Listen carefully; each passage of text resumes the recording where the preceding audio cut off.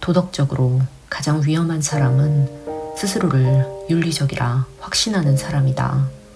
선한 목적을 위해서라면 어떤 잔혹함도 정당화될 수 있다고 믿는 순간 폭정이 시작된다. 악은 괴물적인 것이 아니라 사유하지 않음에서 발생한다. 확신에 찬 사람들은 생각하지 않는다. 도덕적인 확신은 가장 폭력적인 태도다. 자신이 옳다고 믿는 순간 우리는 타인의 고통을 듣지 않는다. 절대적 정의를 주장하는 사람은 결국 폭력을 선택한다. 인간은 대부분 악해지고 싶어서 폭력을 쓰지 않습니다. 오히려 자신이 선하다, 옳다라고 확신할수록 폭력은 더 조용하게 은폐되는 경향이 있죠. 선하다는 확신은 스스로를 의심할 필요가 없게 하고 상대방을 내가 교정해야 될 대상으로 바꿉니다. 경계의 침범을 선의의 도움이라는 이름으로 정당화하게 되죠. 그래서 가장 위험한 폭력은 분노로 외치는 폭력이 아니라 옳음과 선의로 위장된 폭력입니다. 폭력은 대부분 악의에서가 아니라 나는 옳다라는 확신에서 나오죠. 그 구조를 살펴보면 인간이 나는 옳다, 나는 선하다라고 확신하는 순간 거기에는 나보다 덜 옳은 사람, 나보다 덜 선한 사람이 있다는 위계가 형성됩니다. 옳고 선한 것은 본래 상황적인 판단이죠. 특정 조건에서 한 사람이 선하거나 폭력적으로 작동하는 순간만 존재합니다. 문제는 인간이 선함과 옳음을 고정된 자기 정체성으로 착각할 때 일어납니다. 나는 옳은 존재다 라는 신념에는 옳은 기준을 내가 알고 있다. 너는 그 기준을 아직 모른다. 나는 너를 교정하고 판단할 수 있다. 라는 구조가 이미 들어있죠. 이건 따로 명시하지 않아도 무의식 중에 자동으로 전제됩니다. 그래서 확신을 가진 선한 말, 옳은 말은 아무리 부드럽게 말해도 상대방이 이 사람은 나보다 더 위에 서 있네 라는 느낌을 받게 되죠. 관계적인 언어를 쓰는 사람은 나는 이렇게 느껴 라고 말하지만 위계적인 언어를 쓰는 사람은 이건 옳다, 이건 틀렸다 라는 대화를 하는 경향이 있습니다. 상대방을 이해한다는 것은 동등한 위치에서만 가능한 일이죠. 내가 옳은 위치에 있다고 확신하는 순간부터 동등한 대화는 끝이 나고 도와주려는 말이 위에서 아래로 내려오는 구조가 됩니다. 한편 옳음보다 선함은 더 강력한 위계를 만들 수도 있죠. 옳음보다 선함이 더 강한 위계를 만드는 이유는 선하다는 것은 지식이 아니라 도덕이고 의견이 아니라 인격과 연결되기 때문입니다. 나는 옳다는 상대가 틀리다 라는 인식 차이만을 드러내지만 나는 선하다라는 확신은 상대가 부족하거나 미성숙하다라는 존재의 차이를 나타내게 되죠. 이렇게 되면 상대는 내 생각이 틀렸나? 이게 아니라 내가 덜 된 인간인가? 라고 느끼게 되면서 존재에 대한 공격을 받을 수 있습니다. 이런 대화를 하다 보면 누구나 자동으로 방어적이 되거나 위축되는 모습을 보이게 되죠. 인간은 위계를 감지하는데 매우 예민합니다. 특히 도덕적인 위계가 작용할 땐 더 예민해지죠. 그래서 상대방의 내부에서는 반박하면 나쁜 사람이 되고 침묵하면 인정한 사람이 되고 상처받았다고 말하면 예민한 사람이나 감정적인 사람이라는 결론이 나버리죠. 이 때문에 어떤 선택도 자유롭게 할 수 없게 되고 옳음을 확신한 사람은 조언이라고 믿지만 관계는 망가지게 됩니다. 이렇게 보면 나는 옳다라는 말은 내용을 말하는 게 아니라 내가 너보다 위에 서서 말하겠다 라는 선언이라고 볼 수 있습니다. 관계의 언어를 쓰는 사람은 위계를 만들기보다는 내가 겪어온 조건에서는 그랬어. 나는 이렇게 해왔고 이렇게 느꼈어. 라면서 기준을 나의 조건에만 한정해서 말하는 경향을 보입니다. 판단을 상대와 공유할 뿐 위치나 위계를 강요하지는 않죠. 한편 인간이 자신의 선함과 옳음을 확신할 때 선함과 옳음이라는 개념은 비교 구조에서만 가능하다는 특징이 있습니다. 선함과 오름은 스스로는 유지되지 않죠. 항상 대비되는 타자가 필요합니다. 이를 증명하기 위해서는 반드시 악하고 틀린 사람이 필요합니다. 인간이 느끼는 선함은 혈압처럼 측정되는 절대값이 아니라 상대적인 좌표죠. 나는 남들보다 배려한다. 저 사람만큼 무례하지는 않다. 이런 식으로 비교할 대상이 있어야만 선함의 감각을 느낄 수 있습니다. 내가 옳다라는 느낌 또한 내 논증이 단지 좋아서가 아니라 누군가의 틀림이 확인되었을 때 일어나죠. 그래서 논쟁에서 상대가 침묵하거나 말이 꼬이면 거봐 내가 맞잖아 라고 느끼게 됩니다. 선함과 오름은 눈에 보이는 고정된 정체성이 아니죠. 타인과의 비교를 통해서만 옳거나 선하다는 증명을 받을 수 있습니다. 내가 선하려면 누군가는 부족해야 하고 누군가는 틀려야 하죠. 선함을 증명할 길은 외부에서 악을 찾는 방법뿐입니다. 나는 적어도 저런 사람은 아니야 라면서 무의식적으로 도덕적으로 비난받는 사람이나 사회적으로 욕먹는 사람을 대표 악으로 삼게 되면 이것이 자신의 선함을 안정시키는 역할을 하게 됩니다. 이 때문에 선을 확신하는 사람은 무의식적으로 악을 필요로 하죠. 이 구조는 자동적으로 폭력으로 바뀌게 됩니다. 저 사람은 틀렸다. 고쳐야 한다. 고통은 불가피하다. 나는 선한 목적이다. 라는 공식으로 폭력은 도덕으로 위장됩니다. 그래서 집단이 선함을 공유할수록 항상 마녀를 만들죠. 비정상인 사람, 무지한 사람이라는 이유로 악을 규정하고 자신이 선하다는 확신을 안정화시킵니다.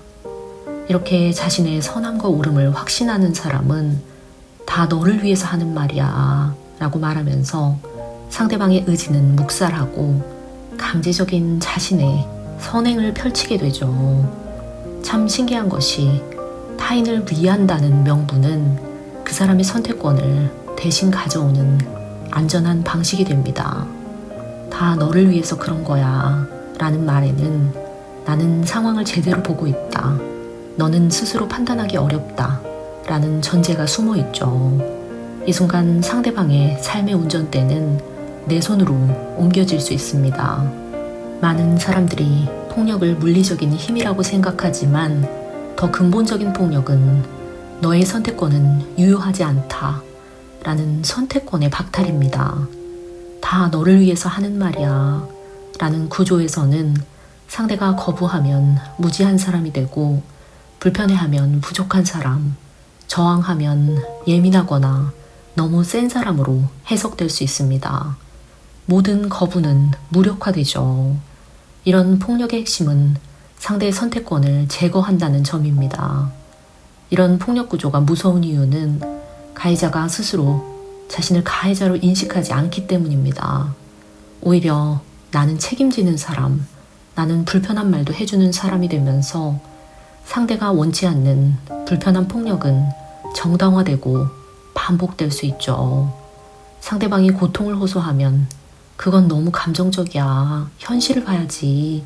라면서 한 사람은 느끼는 존재가 아니라 교정하고 고쳐야 할 기계처럼 돼버리죠.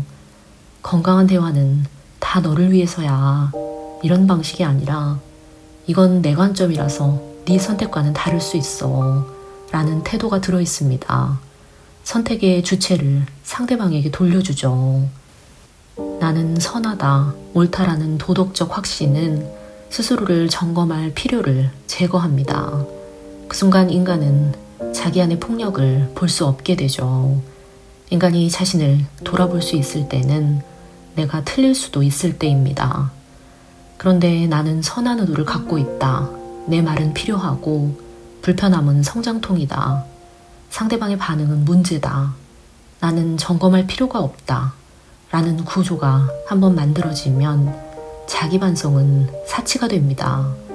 이렇게 되면 잔인한 말이 쉽게 나오고 기분 나쁠 수 있지만 맞는 말이야.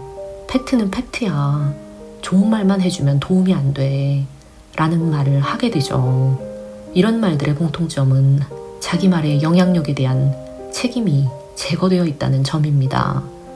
말이란 내용이 아니라 상대에게 남기는 흔적인데 이런 말에는 내가 상대 위에 서 있다는 감각과 인정받고 싶다는 욕망만이 남아있죠.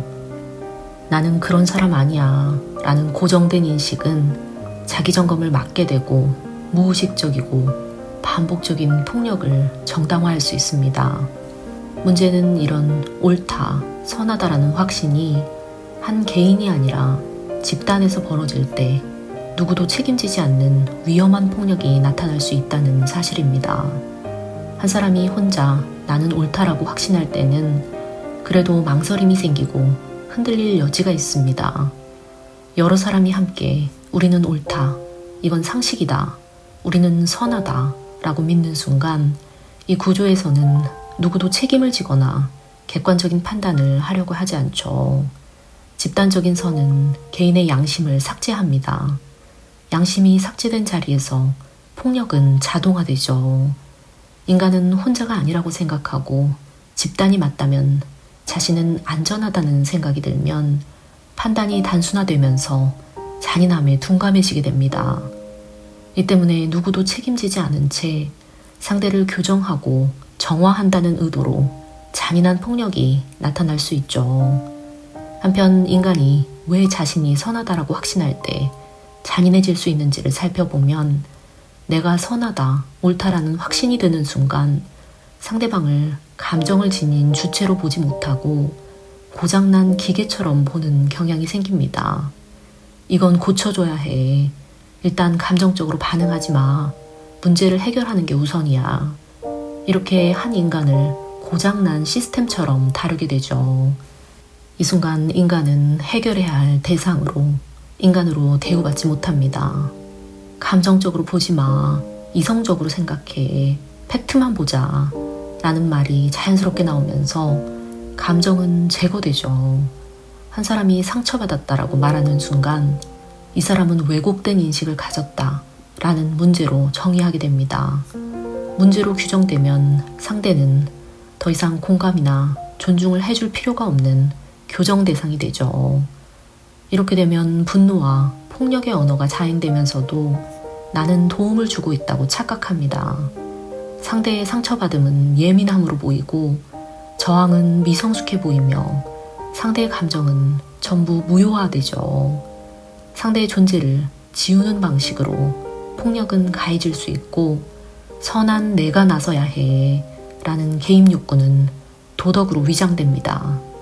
존중의 언어를 쓸 때는 한 사람의 감정을 진실한 정보로 보고 네가 그렇게 느낀 데는 다 이유가 있겠지. 답을 못 찾더라도 같이 관찰해보자 라는 시선이 있습니다. 또 확신을 쉽게 내지 못하죠.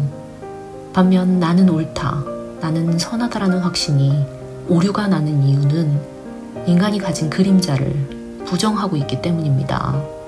인간은 누구나 지배욕과 우월감, 질투와 공격성, 불안을 안고 살아가는 존재죠.